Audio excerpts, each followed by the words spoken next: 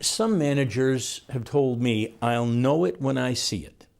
What's the value of having an assessment process and objectives and following that as you hire new people? Most sales managers are fairly egotistical, as are most salespeople. They think it's all about them. And therefore, when they're looking for somebody to bring into the team, they think to be successful as they've been, they need to bring somebody in that looks exactly like them. That's not necessarily the case, obviously, because we have different personalities and different profiles, even within an organization. So it's important to try and depersonalize that profiling of a salesperson. It'd be important, I would say, to have some formalized process that says, this is what we're looking for of the characteristics of a salesperson. And they won't necessarily be the same sort of characteristics that the sales manager would see as personality traits. It may be just the way of working. It may be their competency in a particular product area or industry. Those things aren't necessarily things that are generic to the sales manager himself. Rick, some managers hire based on track record without assessing behavior or competence. A rep who comes from a company with a hot product in a growth market might have no clue how to do anything but take orders. How do you test they really know how to sell? The research that you should have done on that individual and their market in the first place should give you some idea of whether they were riding that crest of a wave, success that was just being pushed along because they were being successful. I think the other thing is you need to remember people buy from people. And at an interview, you are, as a sales manager doing the interview, you're buying the individual. So can they sell themselves to you? Remembering also that you're selling the company to them. And so what you have to be very careful of, salespeople love going into sales mode and they'll sell themselves and they'll sell the company at the interview. But when you're interviewing, you're a buyer, not a seller. And therefore you need to be thinking about it as a buying process. Is this person what you want to buy? Rick, what are 4 questions every manager should ask in an interview? That's good. That comes back to my mantra about the 3 things that people want in a job: a good boss, good job to do, and the money.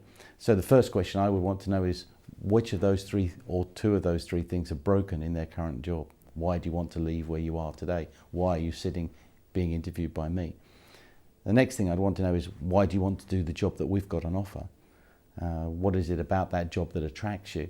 And then more particularly, why do you want to do that job for us as an organisation? What is it about our organisation that attracts you? Trying to understand what their motivation is. And then flipping it around the other way, putting them into a real sales mode by asking them, well, why should we hire them? What are the leading indicators that tell you when a person isn't going to work out? How could you test for that in the hiring and interviewing process?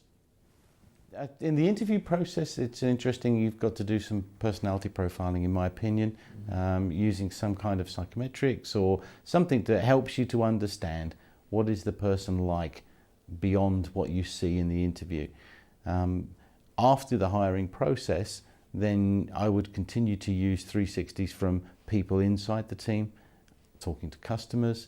But before you start, you can, if you can, do that same thing in the part of the hiring process. Asking their existing customers what they think of them, asking people that they work with at the moment. It depends sensitively, of course, on whether the person is currently working for one of your competitors and what access you have to their customers and to their colleagues. But usually in an industry, particularly in this day and age with things like the internet, it's easy to find people that they've worked for before and to get to speak to their previous bosses. Why did they leave? What sort of person would they hire them again? Those sorts of questions. Give us an example of when everything came together in hiring a new salesperson, when you got someone who turned out to be a top gun who really made your year. That's a good question. And the thing I think about is that time that I hired somebody into a management team who wasn't in sales. We sat down and looked at the management team, we profiled the management team, and we realized that there was something missing. And to put it fairly bluntly, we needed some brains on the team. We were all good at talking and not good at thinking. So we actually trawled through the rest of the company looking for somebody, and we found a very, very bright engineer And we brought Peter onto the management team. He wasn't a manager, it wasn't a management role, but we brought him into that team as we were looking to redesign the company's offerings in the professional services arena. It brought in a new ideas, a new dimension to what we were doing. And as a consequence of that, the following year, with our newly designed products that Peter had been involved in and helping us to put together, we actually hit our quota for the year in the first quarter. That's a great opportunity to see teamwork working at its best. Sales guys being able to take out a great product, but only because the management team were able to put it together, and we only did that because we had Peter on the team.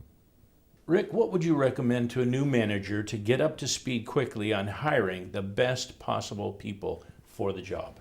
That's a good question, because it depends on what you're talking about. Are you talking about a new manager who's hiring a new team, or are you talking about a new manager inheriting a team? Let's take the hiring a new team from scratch kind of area, if you will. The thing there is you've got to get a blend. You want to build an experienced team, and an experienced team doesn't just mean everybody in the team is experienced. A classic team will have people coming through.